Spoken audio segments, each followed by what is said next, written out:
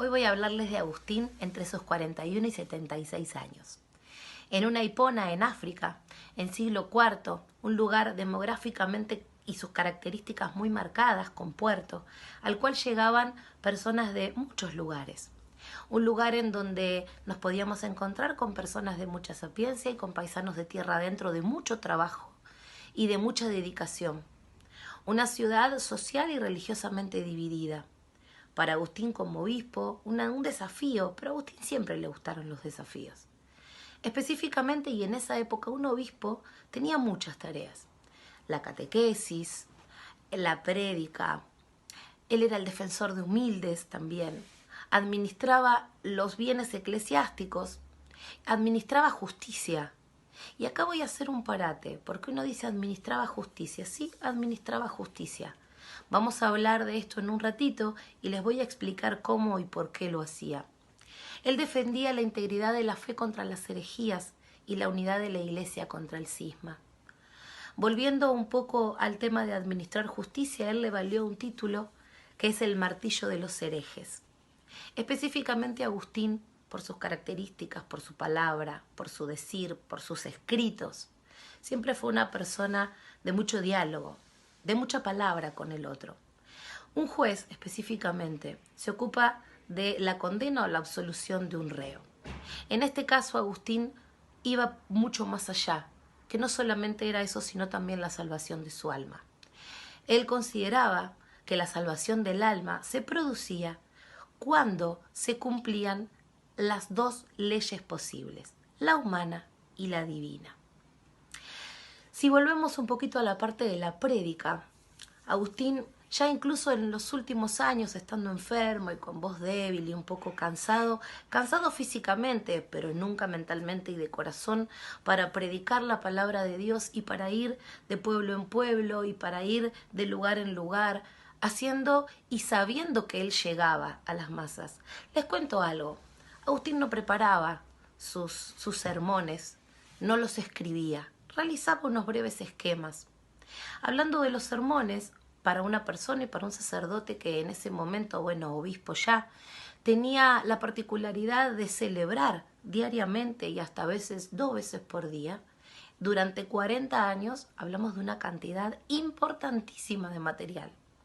Al día de hoy han quedado o podemos acceder a 695 de sus sermones y sin contar los que en el año 1993, que son 28, fueron encontrados en una ciudad alemana.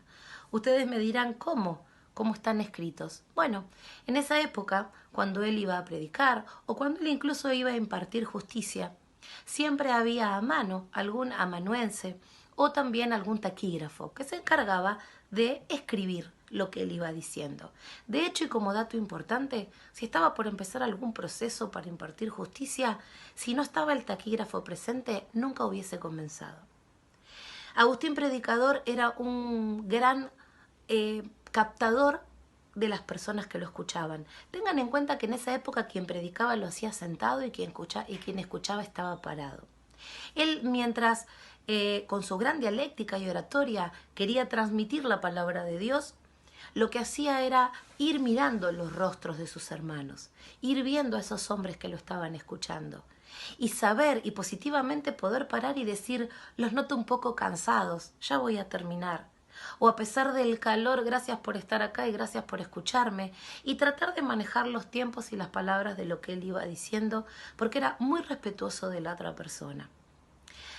Volviendo un poco al concepto de martillo de los herejes y por qué, podemos hacer un paralelismo. Un carpintero, quien martilla la cabeza de un clavo hasta que ingresa en el material que gusta, lo hace por la fuerza, lo hace por el uno tras uno de los golpes.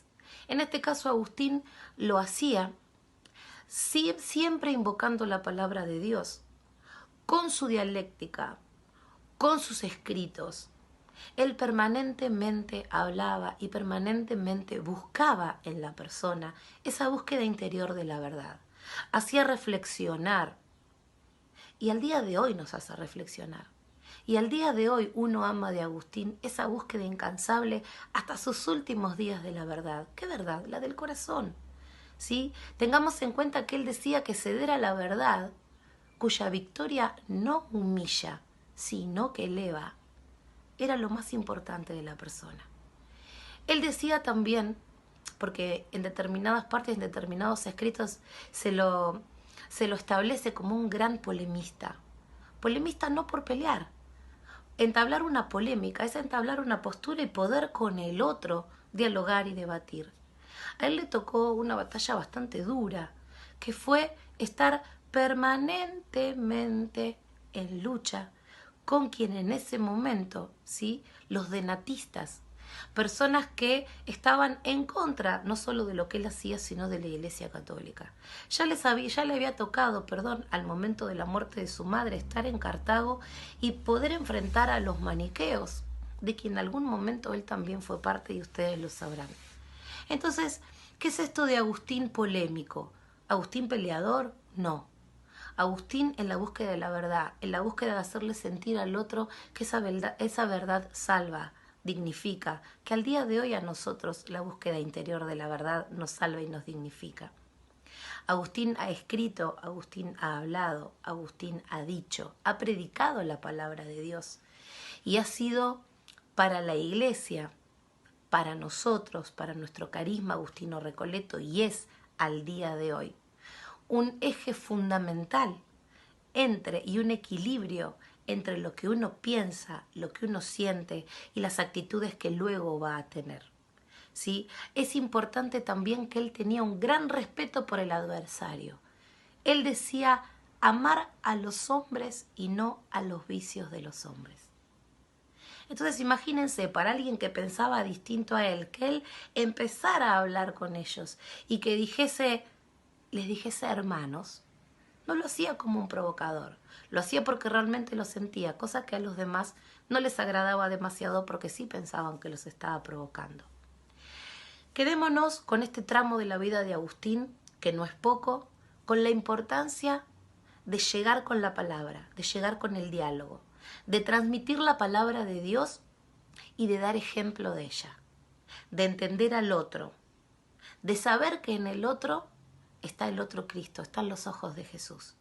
Y de saber también que cada uno de nosotros y al día de hoy podemos hacer del carisma agustino recoleto un estilo de vida y podemos traerlo a nuestra vida y podemos llevarlo también sin el hecho de decir tengo que cambiar mi forma de vida radicalmente. No.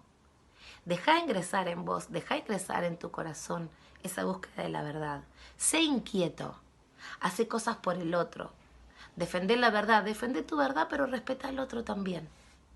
Y siempre ten en cuenta que cuando quieras leer, cuando quieras buscar material para meditar, para tener un momento de oración, una meditación interior, porque Agustín no solo tenía todo esto que yo te estoy contando, él también tenía a cargo la formación en los monasterios. O sea, ¿cómo pudo una persona dividir tanto su tiempo y llegar a hacer todo y bien? Con amor, con mucho, mucho amor. Con amor a Dios principalmente, con amor a sus hermanos y por amor a la verdad. No nos olvidemos nunca de eso. Y no nos olvidemos que dentro de los 3 pilares de nuestro carisma agustino recoleto, que son la interioridad, la comunidad y el apostolado, este tramo de la vida de Agustín es fundamental y es de lo más rico en cuanto a sus obras. Te aliento a que puedas leer los sermones de él, te aliento a que puedas leer de su vida y te aliento también a que ames la verdad como lo hacía él.